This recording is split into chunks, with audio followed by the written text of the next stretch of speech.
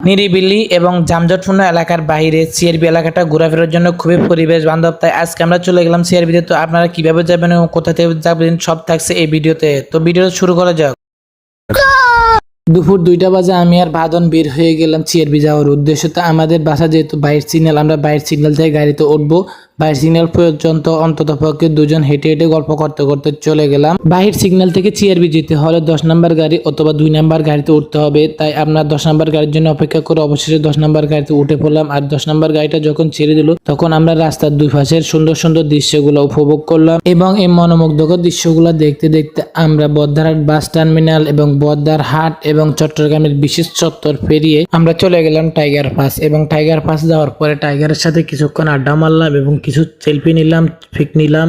তারপর আবার হাঁটা শুরু করলাম সিআরবির উদ্দেশ্যে। সিআরবি মেন সড়কে যাওয়ার পরে রাস্তার দুপাশের পাহাড় দেখে আমার তো মন জুড়িয়ে গেল। সিআরবি মেন সড়কে যাওয়ার পরে আমরা কিছু সেলফি নিলাম, তারপরে আবার হাঁটা শুরু করলাম সিআরবির মেন সৌন্দর্য দেখার জন্য। আর একটু কিছুক্ষণ হাঁটার পরে আমরা চলে গেলাম সিআরবিতে। সেখানে যাওয়ার পর তো দেখতেছি অনেক মানুষ, সেখানে হাজার হাজার মানুষ দেখে তো আমার খুব মন জুড়িয়ে গেল।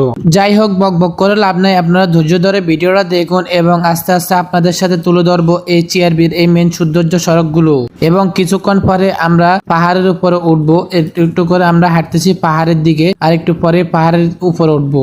এবং পাহাড়ের নিচে যে খেলার মাঠটি রয়েছে দেখতেছি, সেখানে অনেক মানুষ ফুটবল খেলতেছে। আমিও কিছুক্ষণ খেলাটা দেখলাম, উপভোগ করলাম, খুবই ভালো লাগলো। এবং এরপরে আমরা আবার ওইদিকে আমাদের গন্তব্যে হাঁটা শুরু করলাম। আমরা পাহাড়ের উপরে উঠবো। এদিকে আজকে যেহেতু শুক্রবার, এখানে অনেক মানুষ আসছে। এখানে মানুষের জন্য হাঁটাহাঁটি করা যাচ্ছে না, ভিডিও তো দূরের কথা। যাই হোক, কষ্ট করে আপনাদের জন্য ভিডিও করলাম। পাহাড়ের উপরে উঠলে দেখতে পারবেন এই নির্দিষ্ট এলাকাটা নির্দিষ্ট ব্যক্তি ছাড়া অনুপ্রবেশ নিষিদ্ধ।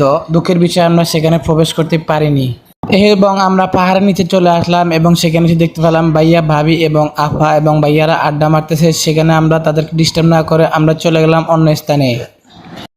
এই স্থানে আসার পর দেখতে পেলাম দুই পাশে পাহাড় এবং মাঝখান দিয়ে রাস্তাটা খুবই ভালো লাগলো, দেখে মনটা জুড়িয়ে গেল। এবং মানুষ আড্ডা মারতেছে, চারিদিকে কথা বলতেছে, গল্প করতেছে।